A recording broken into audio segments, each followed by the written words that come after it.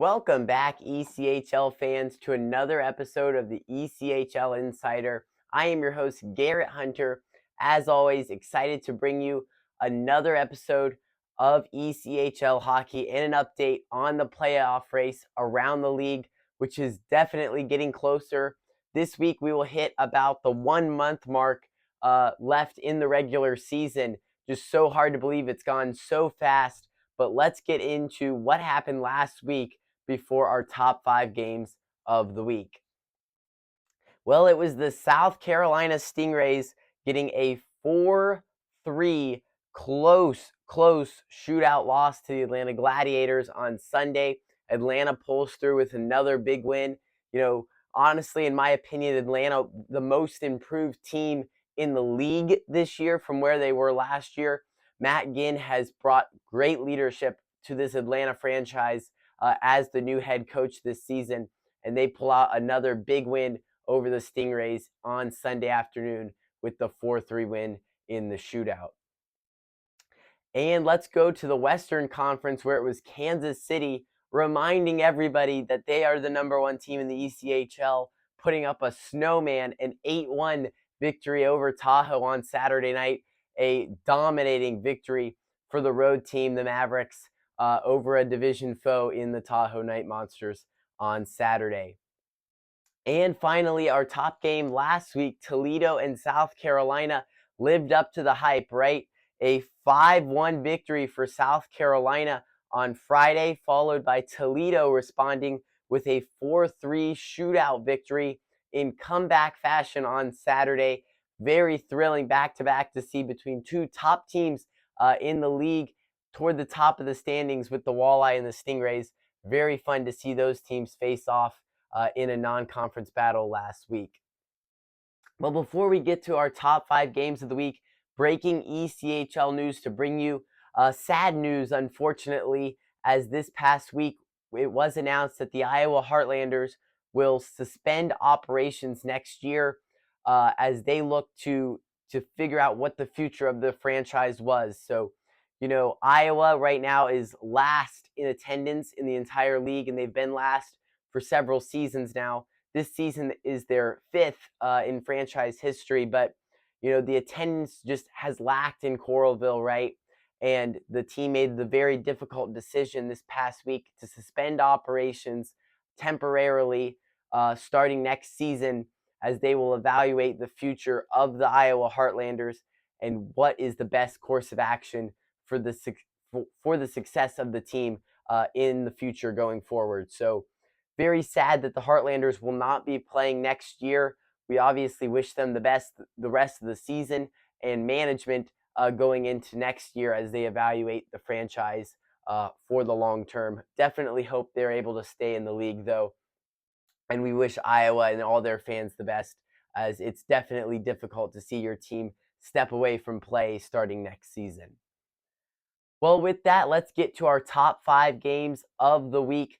Definitely a lot of big matchups around the league. You talk about playoff pushes, none better really than the Central Division, and that's our 5th game of the week.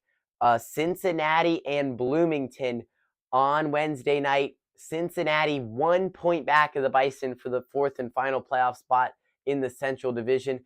They've been chasing the Bison now for a while, finally closing the gap to just 1 point, but they can jump Bloomington with a victory on Wednesday night. Going to be a big game in Heritage Bank Center. Expect a big crowd right on hand to see if you can jump in that 4th and final playoff spot. But, for Bloomington, you got to stay ready, right? You're going on the road. Cincinnati's got some momentum. They're going to look to jump you in the standings on Wednesday night. Bloomington's got to be ready. I think this is going to be a good game between the Bison and the Cyclones on Wednesday. Should be exciting as the playoff race heats up in the Central Division. At number 4 this week, we've got the Adirondack Thunder taking on the Reading Royals Friday and Saturday. It's a home and home. Friday will be in Reading, Saturday in Glens Falls, New York.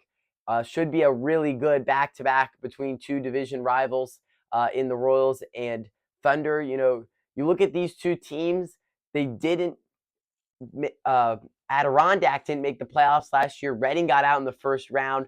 how much improvement have these two teams made, right? Adirondack looks like a completely different team this year. Reading looks good. They've had some success too. So seeing these two teams go at it yet again in a heated rivalry should be really good on a back-to-back situation this weekend. But, look out for the Royals. They are a good team. Yes, they're the fourth and final spot. Look for them, see if they can surprise Adirondack. They're going to have to play a lot of good defense against a very offensive-minded Adirondack team, but it should be a really good matchup between the Thunder and the Royals this weekend. At number 3, we have the Tahoe Night Monsters and the Toledo Walleye, Friday, Saturday, and Sunday, all from downtown Toledo in the Huntington Center. And, this should be a really good series. You look at Tahoe lately, they've kind of been, pushed around by some big opponents, right? In Kansas City, in Idaho a little bit. How do they respond? You go on the road to face the Toledo Walleye in arguably the most intimidating atmosphere in the entire league, right? Huntington Center is as loud as they come as environments in this league when it's packed out like it is on every home game. So should be a big test for Tahoe, right? You want to see how your team plays in intimidating environments. This is a big test for them this upcoming weekend. How do you play against Toledo? You're looking back, at Wichita coming closer to you in the standings in that Mountain Division. So Tahoe needs to pick up points. They want to make sure that they secure their playoff spot. So this is a big 3-game series for the Night Monsters. And then on the other hand, for the Walleye, right, you want to keep the good times rolling, right? First place in the Central Division. You've looked good all year. Played very well in that South Division trip last week. You come back home. How do you continue? You want to get some good continuity on home ice, rounding out the regular season for the Walleye. At number 2, we've got a Western versus Eastern Conference matchup for you. The Allen Americans traveling to Low Country to take on the Stingrays Friday, Saturday, and Sunday, all from North Charleston Coliseum in South Carolina. Should be a really good 3-game series between two teams that don't see each other much, right? But for the Americans, gotta highlight the goal scoring, right? From Braden Watts, 47 points for him as a forward. And then for South Carolina, Simon Pennard, 48 points for him. 58 points for him right now at the forward position for the Stingrays. So 58 for Pennard, 57 for Watts. Should be really good to see these two skill forwards get out on the ice together and play in a non-conference series like this this upcoming weekend. South Carolina, very good once again in the South Division this year. And then Allen has surprised a lot of people in the West, right? They struggled last year. They were the worst team in the league. Steve Martinson has really turned that roster around, brought some good times back to Allen this season. Can they go on the road, though, and get some big victories against a talented, physical South Carolina team? Should be a good test for the Allen Americans this week. And our top game of the week, the Maine Mariners and the Adirondack Thunder on Wednesday night from Glens Falls, New York. Should be a really good game between the second and third team right now in the North Division. Maine comes in ranked second, 73 points. Adirondack third with 70 points. These two teams are very close in the standings and could very well see each other in the first round of the playoffs. So should be a really interesting matchup. Obviously too early for these two teams to strategize for a first round playoff race, but it's very possible, right? They're in second and third place. That's who's going to meet in the first round, 2 versus 3, 1 versus 4. So you don't want to give too much away, but at the same time, you got to pick up points, right? So Mariners and Thunder, heated rivalry right in the North Division. They see each other a lot.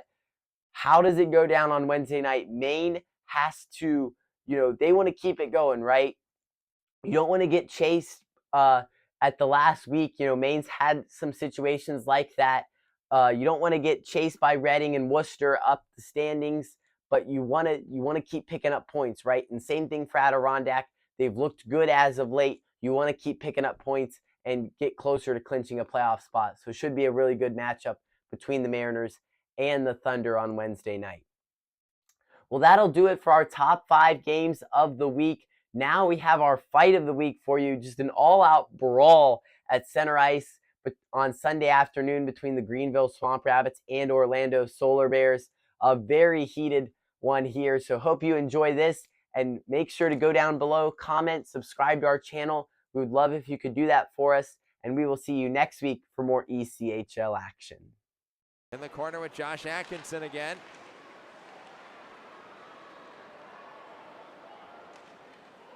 Tim Level. Whoa, what a hit. Jared Lukasavage, and he's punched in the back of the head by Atkinson and jumped at center ice. Oh boy, Orlando's leaning over the bench here. Stay on, boys.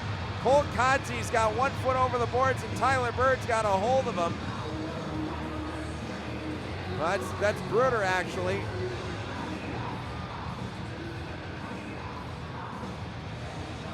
That is terrible there from Atkinson. To punch him in the back of the head while he's down on the ice. Luckily, Jared's okay. What a hit by Lukasavage. That's a clean hit. What in the world is Atkinson doing?